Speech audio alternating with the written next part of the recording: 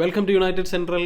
V did it. പലരും തന്നെ പ്രതീക്ഷിച്ചുകൊണ്ടിരുന്ന കാര്യം വലിയ മാർജിനിൽ യുണൈറ്റഡ് പൊട്ടും എന്നുള്ള കാര്യമാണ്. റൈവൽ ഫാൻസ് എല്ലാവരും തന്നെ കാത്തിരുന്നത് വലിയ തല്ലുകൊള്ളുന്നത് കാണാൻ വേണ്ടിയിട്ടാണ്. പക്ഷേ നിൽ ഡ്രോ. ലിവർപൂളിനെ ഇത്തവണ ആൻഫീൽഡിൽ തടഞ്ഞ ആദ്യത്തെ ടീം നമ്മളാണ്. ഇപ്പോൾ 11 മത്സരങ്ങളാണ് അവിടെ അവർ തുടർച്ചയായി ജയിച്ചത്. അതുപോലെ തന്നെ 36 ഗോളൊക്കെ അടിച്ചിട്ടുണ്ട്. നമ്മളെക്കാൾ ഇരട്ടി ഗോളുകൾ സീസണിൽ സ്കോർ ചെയ്തിട്ടുണ്ട്. അപ്പം അങ്ങനെയൊക്കെ കാര്യങ്ങളൊക്കെ നോക്കിക്കഴിയുമ്പോൾ it's a very good result. ഞാൻ എപ്പോഴും പറയും, എവേ മത്സരങ്ങളിൽ എസ്പെഷ്യലി ടഫ് ഒപ്പോണൻസിനെതിരെ ഒരു ഡ്രോ പിടിക്കുക എന്ന് പറഞ്ഞാൽ വളരെ നല്ല റിസൾട്ടാണ്. സർ അലക്സ് ഫെർഗ്യൂസൻ്റെ റെസിപ്പി എന്ന് പറഞ്ഞാൽ അത് തന്നെയായിരുന്നു. മത്സരങ്ങളിൽ ഇപ്പോൾ ഡ്രോ പിടിക്കുക, അതിനുശേഷം ഹോം മത്സരങ്ങളിൽ വിജയിക്കുക. അതിനിപ്പോൾ എന്ത് വേണമെങ്കിലും ചെയ്യാം. നന്നായിട്ട് ഡിഫെൻഡ് ചെയ്യാം, ലോ ബ്ലോക്ക് ഇടാം, ബസ് പാർക്ക് ചെയ്യുക, എന്ത് വേണമെങ്കിലും ചെയ്യാം. ഞാൻ അതിലൊക്കെ ഹാപ്പിയാണ്. നമ്മൾ പക്ഷേ ടെൻഹാഗിൻ്റെ അണ്ടറിൽ പലപ്പോഴും ചെയ്തുകൊണ്ടിരുന്ന ഒരു കാര്യം നമുക്കറിയാം. നമ്മളെപ്പോഴും തുറന്നങ്ങ് ഇടും ഏത് ആളുകൾക്ക് പോയി അടിക്കാനായിട്ട്. അപ്പോൾ കഴിഞ്ഞ വർഷം നടന്ന സംഭവം എന്ന് പറഞ്ഞാൽ അതാണ്. സെക്കൻഡ് ഹാഫിൽ ഈ പറഞ്ഞ പോലെ 2-3 ഗോളൊക്കെ താഴെ പോയതിന് ശേഷമാണെങ്കിൽ ഇങ്ങനെ അറ്റാക്ക് ചെയ്യാൻ നോക്കിയാണ് നമ്മൾ ഇഷ്ടം പോലെ അന്ന് ഒത്തിരി ഗോളുകൾ നമ്മൾ മേടിച്ചത്. അപ്പോൾ അതിന് പകരം ഈ കളിയിലേക്ക് വന്നപ്പോൾ ടെൻഹാഗിൻ്റെ ടാക്ടിക്സ് റൈറ്റ് ആയിരുന്നു. നന്നായിട്ട് തന്നെ ഡിഫെൻഡ് ചെയ്തു. കളിയുടെ തുടക്കം ഈ പറയുന്ന പോലെ ഒരു 4-5 മിനിറ്റ് ഭയങ്കര നെർവി സ്റ്റാർട്ടായിരുന്നു. ഭയങ്കര എന്താ പറയുക, ഇപ്പോൾ ഒരു ഗോൾ വീഴുന്ന പോലെയൊക്കെ തോന്നിയിരുന്നു. പക്ഷേ അതിന് ശേഷം പിന്നെ ഒരു 10 മിനിറ്റ് കഴിഞ്ഞപ്പോൾ കളി ടൈറ്റാക്കി. ഈ പറയുന്ന പോലെ നമ്മുടെ കയ്യിൽ കുറച്ച് നേരം കൺട്രോളും കാര്യങ്ങളൊക്കെ ഉണ്ടായി. നമ്മൾ ഈ പറയുന്ന പോലെ തട്ടിക്കളിച്ചുകൊണ്ടിരുന്നു. ഗോൾ അടിക്കാൻ നമ്മൾ ശ്രമിച്ചില്ല. ഓഫ് കോഴ്സ് നമ്മൾ ആകെ ഒരു തവണ എന്താണ് ഫസ്റ്റ് ഹാഫിൽ കയറിയിട്ടുള്ളത്.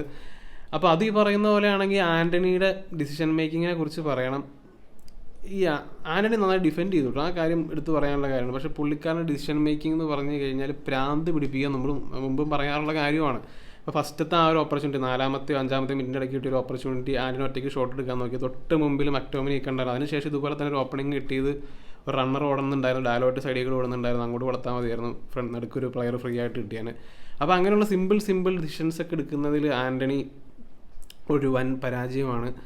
അപ്പോൾ ആ കാര്യങ്ങളൊക്കെയാണ് ശരിക്കും പറഞ്ഞാൽ നമുക്ക് കുറച്ചും കൂടിയും ത്രെറ്റൊക്കെ ഉണ്ടായിരുന്നു. ശരിക്കും ഓവറോൾ നോക്കിക്കഴിഞ്ഞാൽ ലിവർപൂളിൻ്റെ ബെസ്റ്റ് ത്രെറ്റ്സ് ഒക്കെ വന്നതെന്ന് പറഞ്ഞു കഴിഞ്ഞാൽ ഈ പറയുന്ന പോലെ സെറ്റ് പീസ് കളിയിൽ നിന്നൊക്കെയായിരുന്നു. പക്ഷേ എനിക്ക് തോന്നുന്ന ഒരു ഏറ്റവും ബെസ്റ്റ് ഓപ്പർച്യൂണിറ്റി ഉണ്ടായത് ഹോയിലൻഡിനാണ്. ഹോയിലൻഡ് അതുകൊണ്ട് കളഞ്ഞപ്പോൾ ലിവർപൂളിന് അങ്ങനെ കാര്യമായിട്ടുള്ള ഓപ്പൺ പ്ലേ ചാൻസുകളൊന്നും കിട്ടിയിട്ടില്ല. ഒരെണ്ണം ഉണ്ടായിരുന്നു, ഈ പറഞ്ഞ ട്രെൻഡിൻ്റെ ഒരെണ്ണം പുറത്തേക്ക് പോയത്. പക്ഷേ അതങ്ങനെ ഒരു ഷുവർ ചാൻസ് ഒന്നും പറയാൻ പറ്റില്ല, ഔട്ട് സൈഡ് ദി ബോക്സ് ആണ്. പക്ഷേ ഓവറോൾ നമ്മൾ നന്നായി ഡിഫെൻഡ് ചെയ്ത് അവരെ ഹാൻഡിൽ ചെയ്തു എന്നുള്ളതാണ്. അത് വളരെ നല്ല കാര്യമാണ്. വരാൻ രക്ഷയുണ്ടായില്ല. അതുപോലെ തന്നെ ലൂക്ഷോ ആണെങ്കിൽ നന്നായിട്ട് പിടിച്ചു നിന്നു. പിന്നെ ഡാലോട്ടിൻ്റെ റെഡ് കാർഡ്, ഒരേ കാര്യത്തിന് 2 മഞ്ഞ കാർഡ് കൊടുത്ത് റെഡ് കാർഡ് കൊടുത്തു. റെഫറി പരമാവധി നമുക്കതിൽ ചെയ്യാൻ പറ്റാവുന്ന കാര്യങ്ങളൊക്കെ ചെയ്ത് നോക്കി. പക്ഷേ നമ്മൾ പിടിച്ച് നിന്ന് ഡ്രോ മേടിച്ചെടുത്ത് വിലപ്പെട്ട ഒരു പോയിന്റ് കിട്ടി എന്നുള്ളതാണ്. അറ്റാക്കിംഗ് വൈസ് പ്രത്യേകിച്ചൊന്നും പറയാനില്ല. മക്ടോമിനി ആയിരുന്നല്ലോ ക്യാപ്റ്റൻ. മക്ടോമിനി ശരിക്കും ഒത്തിരി ഫൈറ്റൊക്കെ ചെയ്യുന്നുണ്ടായിരുന്നു. പുള്ളി ഓടി നടന്ന് പണിയൊക്കെ എടുക്കുന്നുണ്ടായി, ഡിഫെൻസീവ് വർക്കൊക്കെ ചെയ്യുന്നുണ്ടായി. പക്ഷേ ഓൺ ദി ബോൾ എൻ്റെ പൊന്നോ, ബ്രൂണോയുടെ സ്ഥാനത്താണ് കളിച്ചത്. അപ്പോൾ നമുക്കറിയാമല്ലോ, ഇഷ്ടം പോലെ മിസ് പാസുകളായിരുന്നു. ഒത്തിരി ഓപ്പർച്യൂണിറ്റി ശരിക്കും പറഞ്ഞാൽ അവർക്ക് വെച്ച് കൊടുക്കുന്നുണ്ടായി. അപ്പോൾ മക്ടോമിനിക്ക് ആ ക്വാളിറ്റി ഒന്നുമില്ല. പക്ഷേ ഇപ്പോൾ ഡിഫെൻസീവ്ലി ടീമിനെ ഷീൽഡ് ചെയ്തിട്ടുണ്ട്. ഒരു പക്ഷേ ബ്രൂണോ ഇന്നലെ മത്സരത്തിലുണ്ടായിരുന്നെങ്കിൽ ഡെഫിനറ്റ്ലി പൊട്ടുമായിരുന്നു, ആ കാര്യം ഉറപ്പാണ്.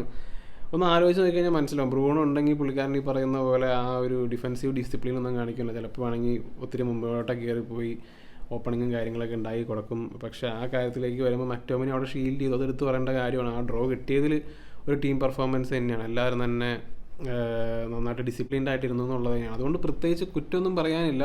പിന്നെ ഈ പറയുന്ന പോലെ കോബി മൈനു ആണെങ്കിൽ നല്ല കളിയായിരുന്നു.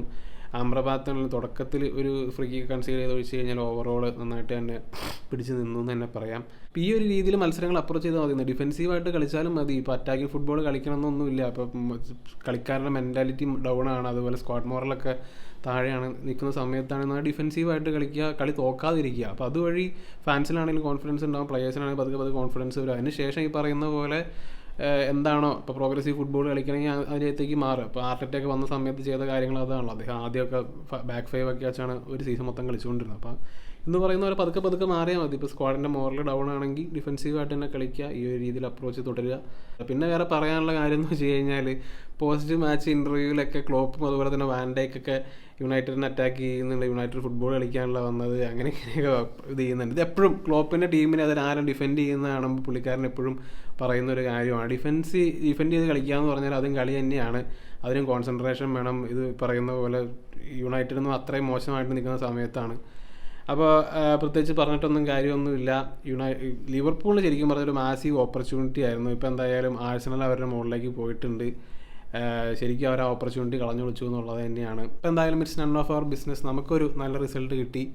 അപ്പോൾ എന്താണ് നിങ്ങൾക്ക് തോന്നിയെന്നുള്ള കാര്യം തീർച്ചയായും കമൻറ്റായിട്ട് ഇടുക. മറ്റൊരു വീഡിയോയുമായി വീണ്ടും കാണാം.